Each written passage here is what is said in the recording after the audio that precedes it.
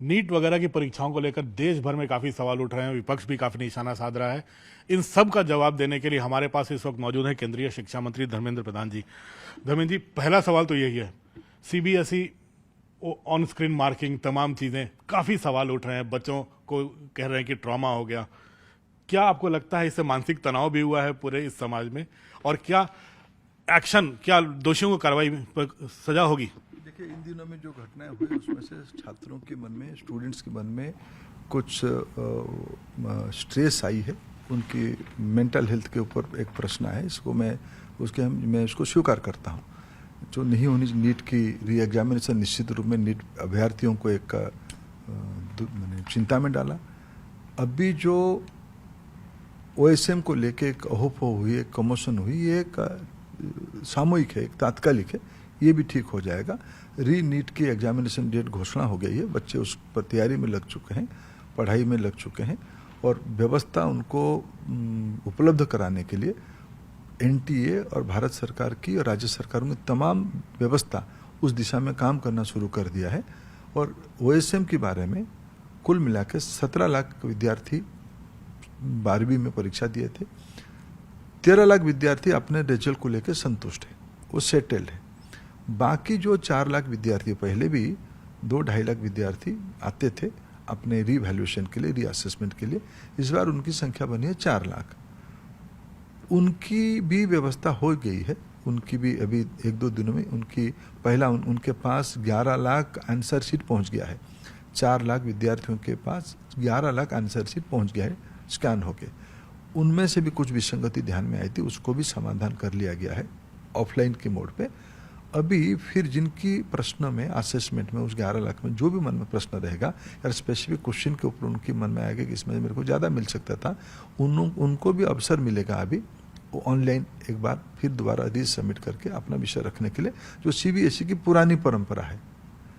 ये प्रक्रिया खूब जल्दी, क्योंकि पिछले बार जब इन्होंने आंसर शीट के लिए पोर्टल खोला, उस समय में थोड़ा लोड ज़्यादा आया, उसमें थोड़ा ग्लिच 2-3 दिन की थोड़ा व्यवधान शुरू किया। अभी एक अच्छा व्यवस्था हो रहा है, उसमें तमाम नया टेक्नोलॉजी के माध्यम से आईआईटीज़ कानपुर और आईआईटी मद्रास दोनों के अच्छे प्रोफेसर उसको तंदुरुस्त करने में लगे हैं। सीबीएसई की अपना टेक्नोलॉजी टीम पे उसको काम कर रहा है, और माई गॉव की जो सीटीओ वो भी उस काम पे लगे हैं। उसके अलावा पिछले बार पेमेंट गेटवे में भी प्रश्न आया था, इसलिए पेमेंट को तंदुरुस्त करने के लिए इस बार 4 पीएसयू बैंक की प्रॉपर इंटीग्रेशन हो गई है। Indian bank, bank of Baroda, Canara bank और स्टेट बैंक ऑफ इंडिया, ये चारों की ठीक से इंटीग्रेशन हो गया। हम जल्द ही लाइव जाएंगे, व्यवस्था सुधर जाएगी। धर्मेंद्र जी, बहुत बड़ी ह्यूमन और टेक्निकल चूक माना जा रहा है इसको, कि टेक्निकल चूक भी हो गई, ह्यूमन चूक हो गई। क्या दोषियों पर कार्रवाई हो पाएगी? क्या रिस्पॉन्सिबिलिटी तय होगी? एक जनता के सामने एक सवाल है जो काफी, अगर 22 लाख बच्चे इन्वॉल्व थे तो कम से कम उतने पेरेंट्स भी इन्वॉल्व होते हैं इसमें। निश्चित उससे ज़्यादा पेरेंट्स इन्वॉल्व है, और देश की सबकी श्रद्धा उसमें से जुटा हुआ है। आपने इन दिनों में देखा, सीबीआई को हमने अपेक्षा रखा था इसकी डिटेलिंग करे। इस बार के नया पैटर्न ध्यान में आया, समाज में जो परीक्षा माफिया घूम रहे हैं, ये एक सामाजिक व्याधि के रूप में उनको परिवर्तित कर चुके हैं। उनको जड़ से उखाड़ने का काम करने का आवश्यकता है। सीबीआई उस काम पे लगी है। जो भी लोग, असाधु लोग जो इस इलीगल प्रैक्टिस में लगे थे, उस सबको ढूंढ निकाला जाएगा। वो कितना भी ताकतवर हो, उसको आइन की सीमा में रखा जाएगा।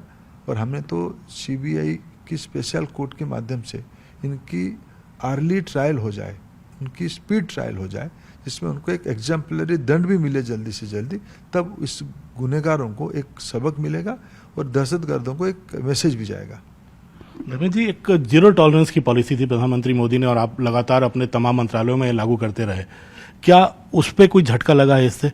क्या उसकी भरपाई आप लोग कर रहे हैं? नहीं, देखो, हमको जिम्मेवारी लेना पड़ेगा। जब हमको इसकी घटना ध्यान में आई, 7 तारीख को एक व्हिसिल ब्लोअर के माध्यम से ये जानकारी एनटीए को मिली। हम लोगों ने 12 तारीख तक, हमने 8 तारीख तक स्पष्ट हो गए थे कि ये कंप्रोमाइज हुई है।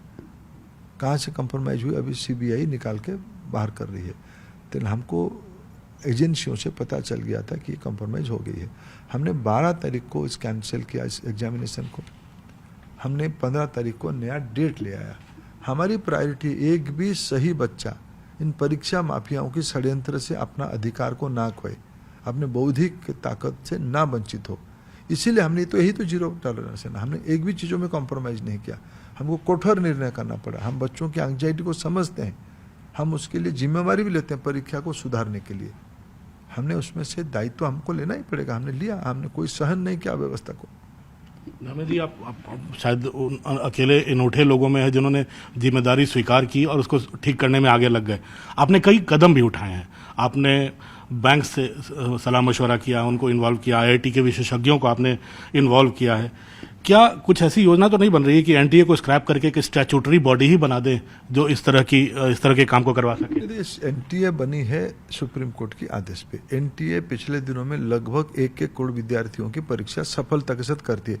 इसी एनटीए ने जेईई किया, इसी एनटीए ने सीएसआर नेट की परीक्षा किया, इसी एनटीए ने सीयूईटी की परीक्षा कर रहा है, इसी एनटीए ने यूजीसी नेट का परीक्षा कर रहा है। इसलिए एक ये गड़बड़ हुई है, इसकी जिम्मेवारी लेना ही पड़ेगा, हम ले ही रहे हैं। लेकिन इसमें से एक व्यवस्था और कोई व्यवस्था आएगा। जिस प्रकार की समाज की कॉम्प्लेक्सिटी बढ़ रही है, हम डिजिटली एग्जामिनेशन पद्धति पे जाते हैं। साइबर चैलेंज एक नया दुनिया बन चुका है। अभी इन दिनों में हमारे जो सब अनुभव हो रहा है, टेक्नोलॉजी जैसे जैसे आगे बढ़ रहा है, चुनौती भी ऐसे ऐसे आगे बढ़ रहा है, लेकिन उसको भी संभालने की हमारे पास कैपेसिटी है और उसको संभाल लेंगे। हमें देखो, इंस्ट्रूमेंट इशू नहीं, इशू है इंटेंशन। हमारी इंटेंशन सही है, इंस्ट्रूमेंट बदल सकता है, इंस्ट्रूमेंट इसी को यूज कर सकते हैं।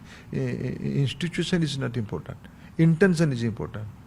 तो मैं न्यूज़ 18 पे से माध्यम से क्या आप देश की जनता, उन पेरेंट्स को आश्वस्त करना चाहेंगे कि अब आने वाले दिनों में आपके इंटेंशन सही हैं और फुल प्रूफ सिस्टम एक तैयार रहेगा आने वाले दिनों में? निश्चित रूप में हम उसके लिए जवाबदेही है, हमारी दायित्व है।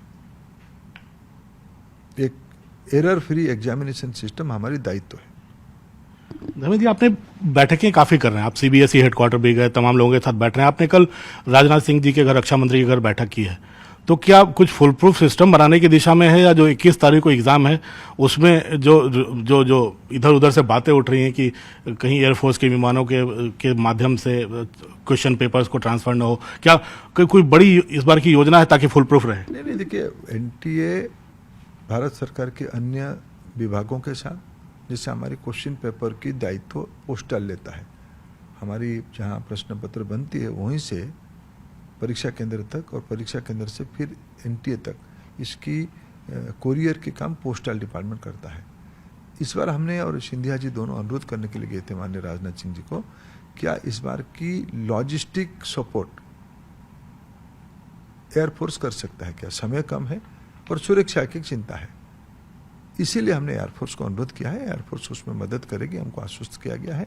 और हमारे देश की सारे राज्यों की सिक्योरिटी सिस्टम, सारे राज्यों की पुलिस, सारे राज्यों की सीएपीएफ, जो जहाँ जहाँ आवश्यकता है, सारे को हम लोगों ने बच्चों की इंटरेस्ट के लिए।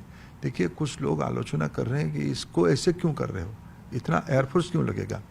मैं उन सारे मित्रों को जानकारी देना चाहता हूँ, ये ग्लोबल मॉडल है। क्या हमारे देश के बच्चों की हित सर्वोपरि नहीं होनी चाहिए क्या?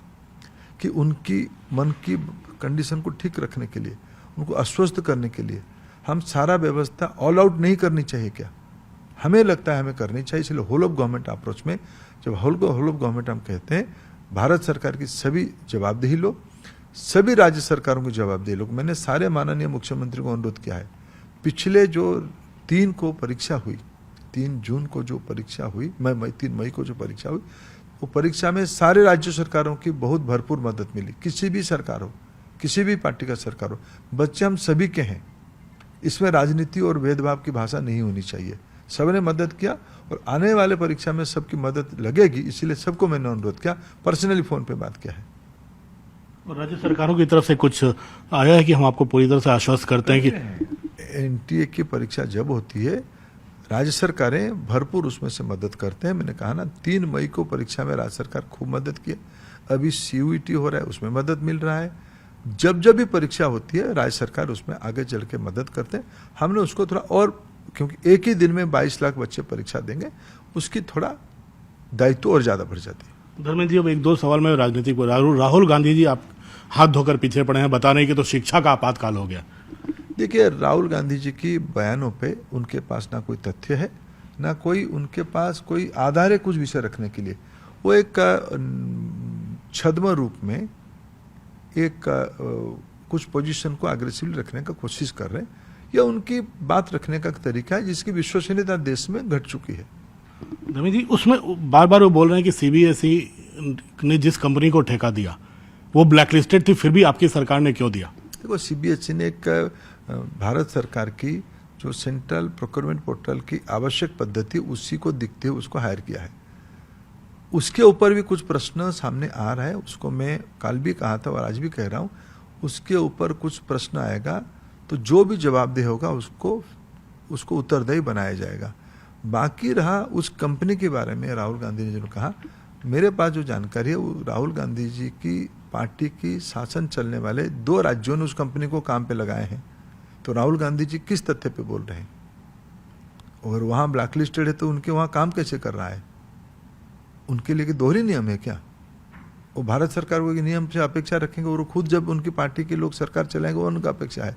तो मैंने कहा, राहुल गांधी जी कभी तथ्य पे नहीं बोले हैं, उनके अभ्यास नहीं है। उनके एक अभ्यास है थूक के भाग जाना, ये उनके राजनीतिक परिपक्वता के लक्षण है। इसलिए मैं उनके राहुल गांधी जी की इस प्रकार की बेबुनियाद बयान पे क्यों हम तुल देंगे? वो आपके इस्तीफे की मांग करने लगे। ठीक है, उनका अधिकार है, वो करे, उनके अधिकार है, वो करे, हमें कोई आपत्ति नहीं है। लेकिन तुल क्यों हम दें? कोई तथ्य है, आधार है।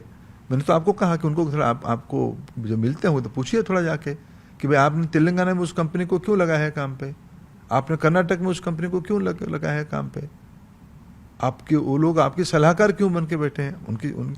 उस कंपनी की जो प्रमुख है वो कर्नाटक की कांग्रेस सरकार की एक अच्छे व्यक्ति, अच्छे विद्वान व्यक्ति है, उनको उन्होंने सलाहकार रखा है। तो क्यों रखा है सलाहकार उसको? तो ये तो राहुल गांधी जी की दिवालियापन की एक पराकाष्ठा है। धर्मेंद्र जी, अब एक दो थोड़ा भावुक सवाल है जिससे जो जनता से जुड़े हुए हैं, जो बच्चे परीक्षा दे रहे हैं उनके परिवार से। अब एक बार जो पेरेंट्स आ रहे हैं टीवी पे जो दिख रहे हैं, आपने देखा होगा, उनका बार ये कहना है कि जब बच्चों को कंपटीशन देने का समय है, जब बच्चों को एग्ज़ाम देने का समय है, उस समय उन बच्चों को भटकना पड़ रहा है सीबीएसई के रिवैल्यूएशन के लिए और इन सब चीज़ों के लिए। कितने दिनों में सबको सहूलियत मिल जाएगी एग्जाम के पहले? आपको एक तथ्य पहलू, 17 लाख बच्चे परीक्षा दिए हैं, 13 लाख बच्चों ने परीक्षा के लिए रिवैल्यूएशन नहीं मांगे। इसलिए आप जनरलाइज मत करो। हर एक साल 2-2.5 लाख बच्चे अपने रिवैल्यूएशन मांगते हैं, इस बार थोड़ा ज़्यादा मांगे हैं। उनकी पोर्टल ग्लिच होने के कारण थोड़ा 2-3 दिन की अव्यवस्था हुई। मैंने उसको विस्तार से उसकी व्यवस्थित ऑल्टरनेटिव बताया, वो सारे हम कर रहे हैं, कोई तनाव के कारण नहीं है। फिर भी उनकी जवाबदेही हम लिए हैं, हम उनको सुव्यवस्थित व्यवस्था करके देंगे। धर्मेंद्र जी, एक और मैं आने वाले दिनों में लगातार 3 बार जो गड़बड़ हुई है, इस बार जनता यही चाह रही है कि शिक्षा मंत्री एक खुलकर संदेश दें कि अब हम फुल प्रूफ सिस्टम कर रहे हैं और हमारी नाक के नीचे अब गड़बड़ नहीं होने देंगे। देखिए, हमारी 100% दायित्व है इसको एरर फ्री कराना, उस काम पे हम लगे हैं। पेरेंट्स निश्चिंत रहें। हम निश्चित रूप में कह रहे हैं कि हम हमारे दायित्व हम समझते हैं, उस दायित्व को हम कर रहे हैं। जो चूक हुई और चूक नहीं होगा, इसकी जवाबदेही हमारी है। धन्यवाद धर्मेंद्र जी, न्यूज़ 18 से बात करने के लिए। जी।